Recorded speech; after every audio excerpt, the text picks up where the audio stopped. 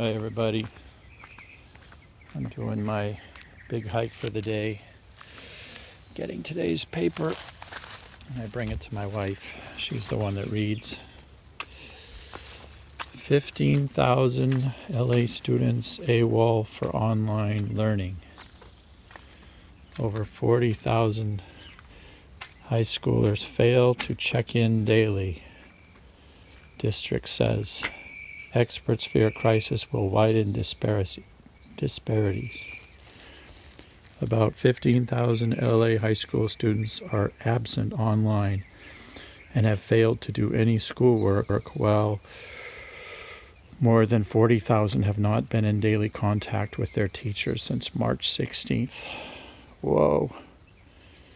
Okay, I want to see how I'm doing. Here we go. You know, I was feeling pretty good about the vlog and all the comments, and Tony wrote some groovy code that we're going to share with you. I just took a shower, sorry. And I felt like my numbers were good, but when I saw that newspaper article, I was wondering, how am I doing?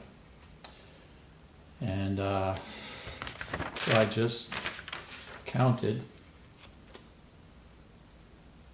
and I've got 76 students that I have not been in touch with yet. 11 APs, 10 super APs, and 55 buffets. And that made me depressed. So, or that's a little exaggerating, but I was surprised because I felt like it was more than that. So then I calculated my percent, and that turns out to be about half. So the half of you that I've contacted with, which I guess are the ones that are listening right now, thank you, because that was my goal for the first basically week of this remote learning, is connect with my students. So you guys could do me a favor, and if you scan through the comments and you see somebody who's not there, that's in the class, that's like your buddy, you might reach out to them and say, hey, check out my vlog. And if you go to my drneato.com, I put in big, bold link the first 2 episodes. So it's really hard to miss because the homepage looks different, and it's been the same for 20 years. Or you can go to the staff directory at CV, and if you go to Greg Neat, I put those 2 links there too. So that's how you get started. And like I said, those of you that hear this already know this, so thank you. But help me out in spreading the word. Thanks.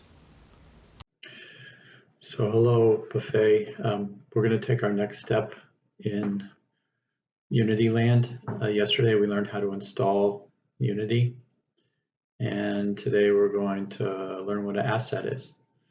So I should say at the outset, and if you go into the Unity curriculum, why don't we do that actually? Let's go into the Neato textbook, and you should see Unity curriculum. And why don't you copy that and then paste that on your desktop somewhere. And this is just like we've done for the other languages we've learned, where you've got a series of labs, and it just makes life easier if you copy the textbook somewhere, and then you can access it when you need to. Now, where is it? Oh boy.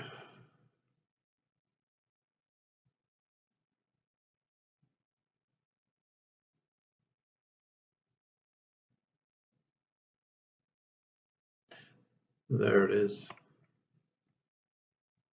Okay, and then we're going to go inside of there.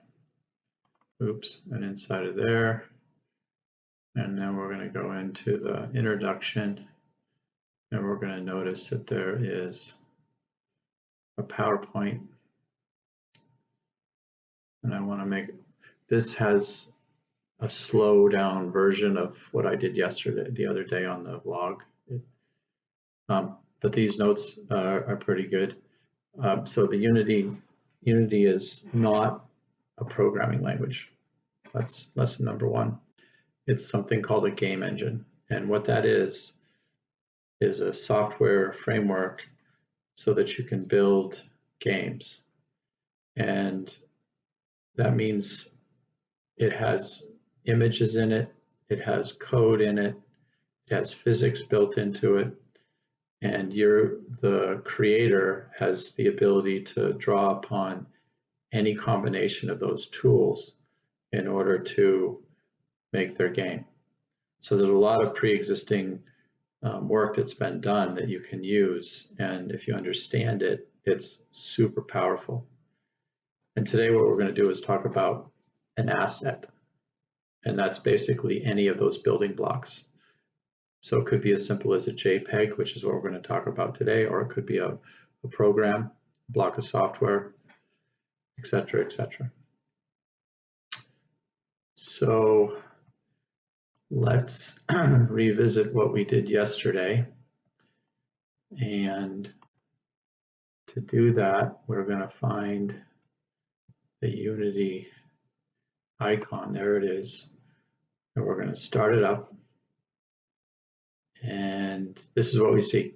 So if you followed yesterday's directions and you created your first project and you called it first, if you double click on the Unity icon, you'll get this window. And if you click on first, it will open up the Unity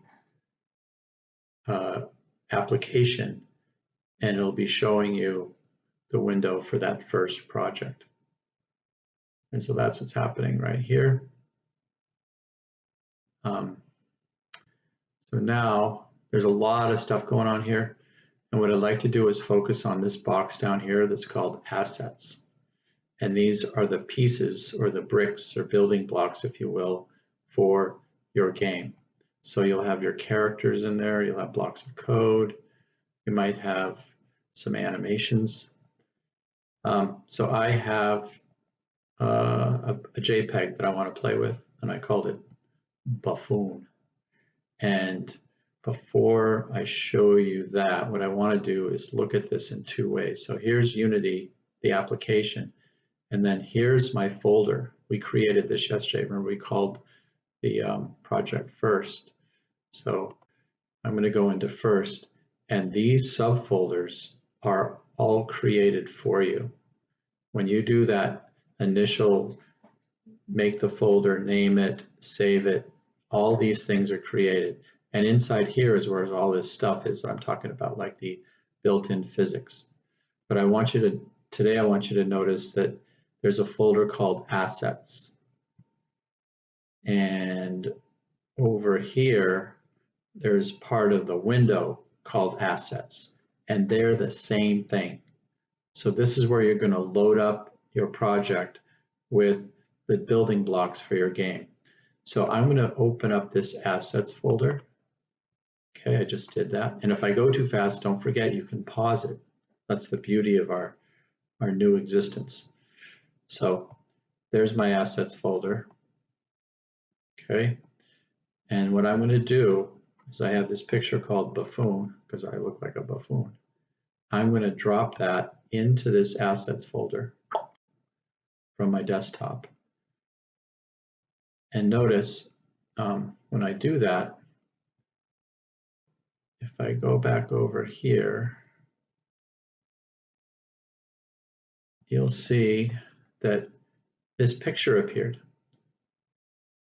And it's the same thing. So when I collect my assets, I could either drop them into this folder. And again, this folder comes for free when you make your project called assets and put your things in there.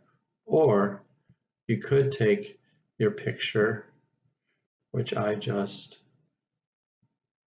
let me do this.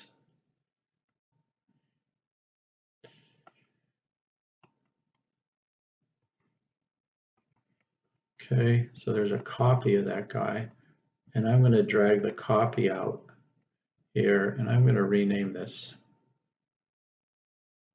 Fred. Okay. And now my alternative way to load up my project with assets is just to drag this directly onto the that area of the application. And you see when I did it that time, then Fred just showed up over here. So these are really the two, they're the same thing. You see them in two different ways. So these are going to be the building blocks for our game. And this here we call the stage. We're basically going to make a movie, and the product is a video. That's what Unity does. It creates a video. And this is the stage. And on the stage, we make scenes. So there's a lot of vocabulary here. But what I'm going to do now is I'm going to drag one of my Fred objects up here. Notice this didn't leave. In fact, I could have two Freds if I want. And I could have a buffoon if I want. And I could have another who would want two buffoons. Okay, so I can load up my scene with different assets. And you can see each time I did that, over here, I got a list. So the first Fred was this one. And then since I didn't change the name, it put a 1 next to it for me. That's Fred 1. And then when I drag the buffoon on, that's buffoon. And then this is buffoon 1 because I didn't give a name. So I have 4. These are the things in my on the stage right now that are active. And if you want to get really fancy, a lot for the first lesson, hit the play button. And what you'll see is basically the movie that you've generated so far,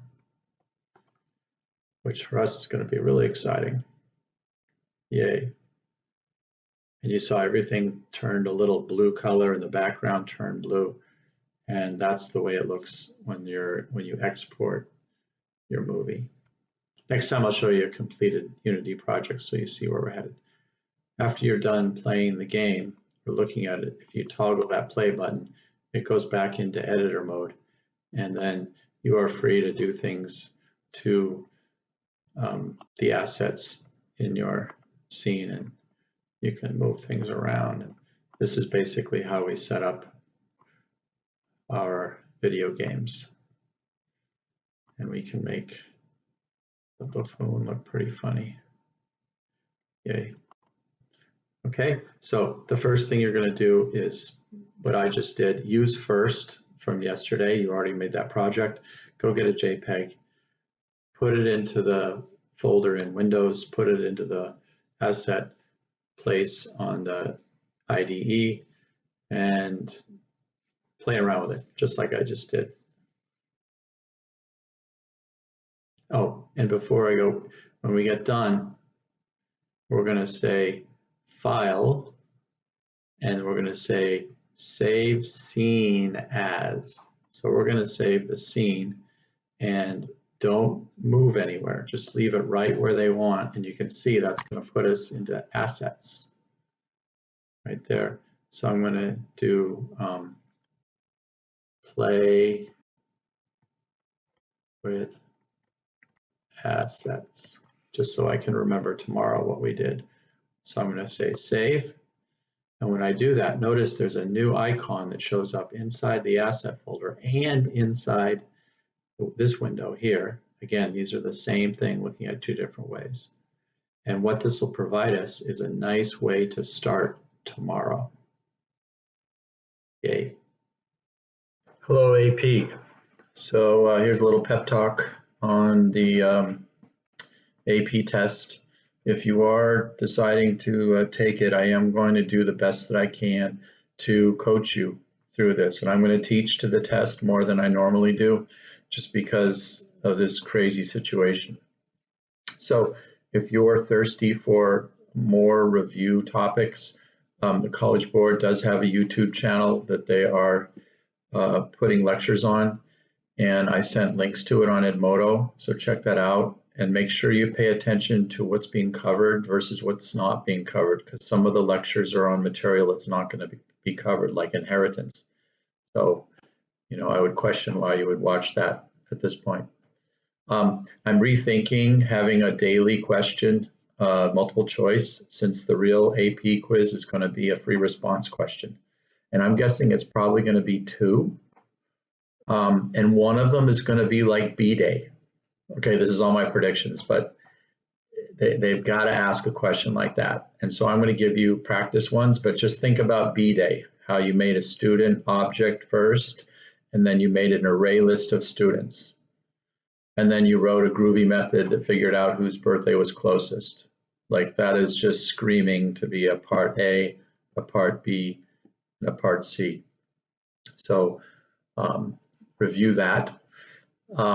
I am today going to give you one of those multiple choice questions, though, just because it helps me motivate some of the topics from the past that I want to brush you up on. So we're going to talk about an array list today, and I'll give you a problem in the next clip. And make sure you frequent Edmodo. The bandwidth on the vlog is a couple days. You know, I film it, and then I got a buddy making the film and assimilating it together, and then I got to post it on YouTube, and they review it. And so if I think of something, I'm just going to. Hi, everybody. So after telling you I wasn't going to give you multiple choice questions anymore, I'm going to give you one. So here it is. Remember the beauty of the video. You can hit pause. So on this episode, I would like you to try to solve this problem. And if you're too busy right now, just hit pause for a long time. And then when you're done with this problem, come back and turn the video back on again, because I want to talk about some issues that come up with this. So this is a really nice review, in my opinion, of array lists and for each loops. So, and if it helps you, you could type it in after, but try to solve the problem first on your own. Okay, P, so now we're in the intermediate time where you should solve that problem, and then after I do this little segment, then I'm going to give the answer with some information about that question. So in here, I'd like to take the next step with two-dimensional arrays, and I think they're pretty intuitive, so hopefully you do too. So I'm going to introduce some basics to you. You should have played around with that program that I introduced in the last vlog before, you know, as of now. And now I'm going to redirect you to the Neato textbook, and we're going to march through these labs. And we're going to look inside of 1pix. Okay, and there's some code here, which I think is pretty straightforward. I'm going to open up this PowerPoint, and depending on your level of excitement, you can read through this PowerPoint as much as you want. At a minimum, and I'm going to talk to the minimum now,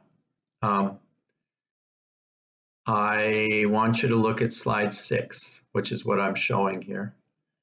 And I'm not going to read this to you because it's super boring. It'd be like reading you the dictionary. But this tells you the basics of how a two-dimensional array works.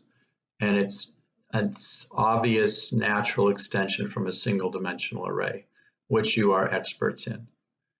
So look over this, at a minimum, this slide. And then in Edmodo, and I would have done the same thing in class. Okay, so that's nice. In Edmodo, I'm going to send you the equivalent of a warm-up exercise. So this would be something you would do in one period that that you need to use the things in this chart in order to do the exercise. So it's just getting your feet wet with two-dimensional arrays. And so I'm going to send that now. Okay, so if you haven't answered the multiple choice question on ArrayList yet, you should do that before you let the video go any further, because right after this, I tell you what the answer is. Okay, so now we're going to talk about the answer to this question. We got an array list of strings. Okay, remember this notation. Here it's being constructed, and we add 3 letters to it, and then we're trying to find a for loop, which when we SOP the object, and if I were with you together, I would say, why does this happen? And you would say, because the toString method of the ArrayList class is being called. So the output when that happens is this. It's got the nice little square brackets with the commas in between each object. Hopefully you can visualize that. So the answer to this is A. The only one here that works is this for loop. Okay, it uses the set method from the ArrayList class. It goes to each index of the array list. It goes and it gets the object that was there, and then it adds the string to that object, the asterisk, and that's what gets put back into that spot. Now, why don't the other 2 work? Well, these have to do with the issue of talking about whether an object is a copy or if it's a variable that refers by reference to an object.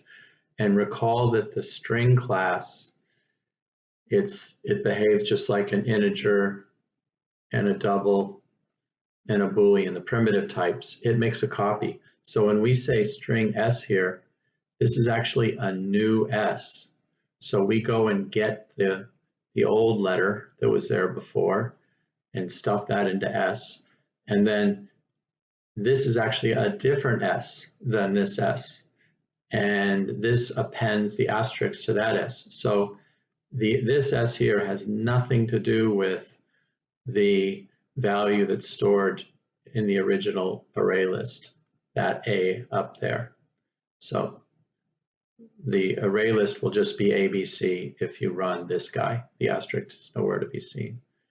And this one, using a for each loop, and I like this too, that you get a little, don't forget this guy. This is a really friendly, notice there's no gets here.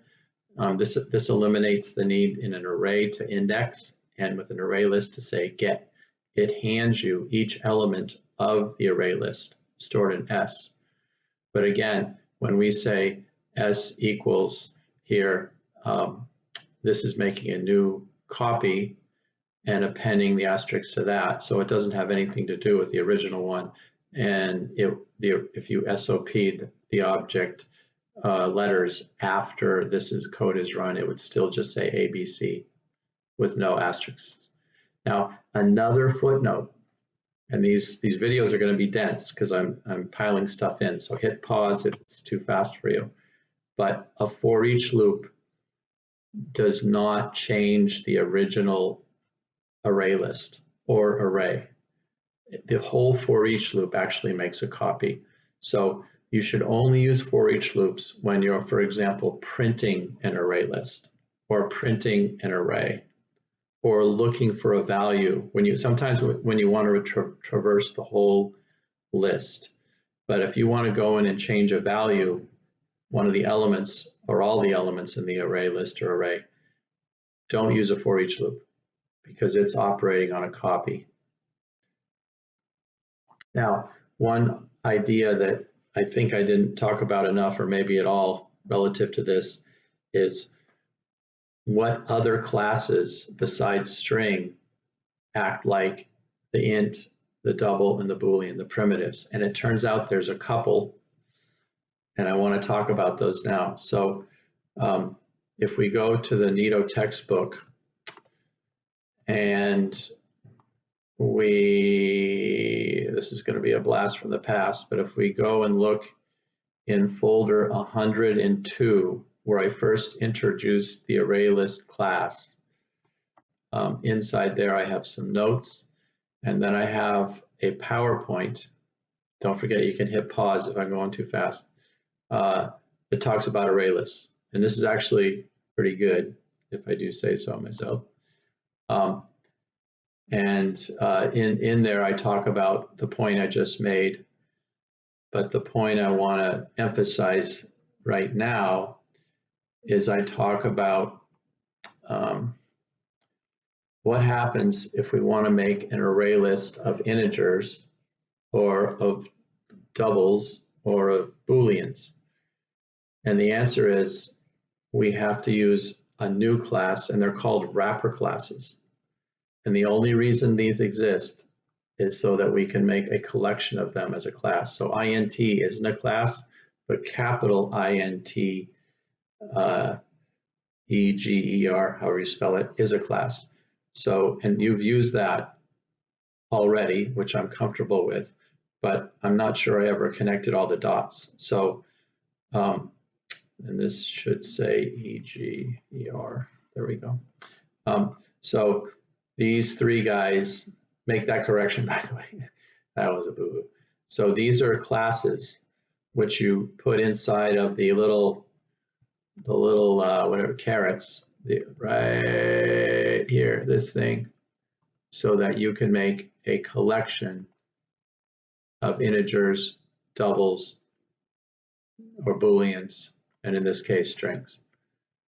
And the reason I'm bringing these all up right now is all of these classes behave the same way, and it's called immutable.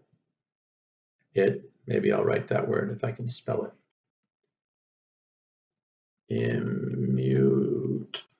Immutable.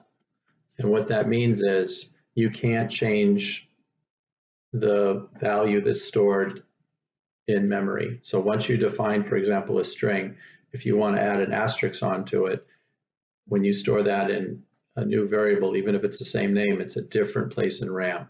You cannot change the original one. And that's why all of these behave the same way with regard to making a copy versus being passed by reference. So that question covers all that material. And again, the answer was A, wherever that question is. If I lose it. There we go. So the answer to this was only this for loop successfully writes the array list, like changes the array list so it looks like this. So at my house, I'm the gardener, the pool man, the maid, the janitor, the fix-it guy, and I actually like doing it. Like, that's why I started robotics. I'm a hands-on kind of person, and each one of those usually has their own list of things that are broken, and I'm continually trying to come up with ways of fixing them, all engineering problems. And the reason I'm telling you this is because the act of kindness that I want to share on this episode is related to the fact that I have been unable to do about any of those duties for what's coming up to almost 3 weeks. So here's my neighbor. His name's Omar. He lives over there. You're now within the 6-foot range. And his social what is it? Social distancing, yeah. So anyway, he knew that I was down, and he did a really cool thing. Oh, stop it. He had his gardener come over and mow my grass and trim it. And he actually did a better job than what I do, and even edged it over there. And I just thought that was way cool. You haven't figured out yet that I'm the one that has to look at your lawn? So that is one cool dude.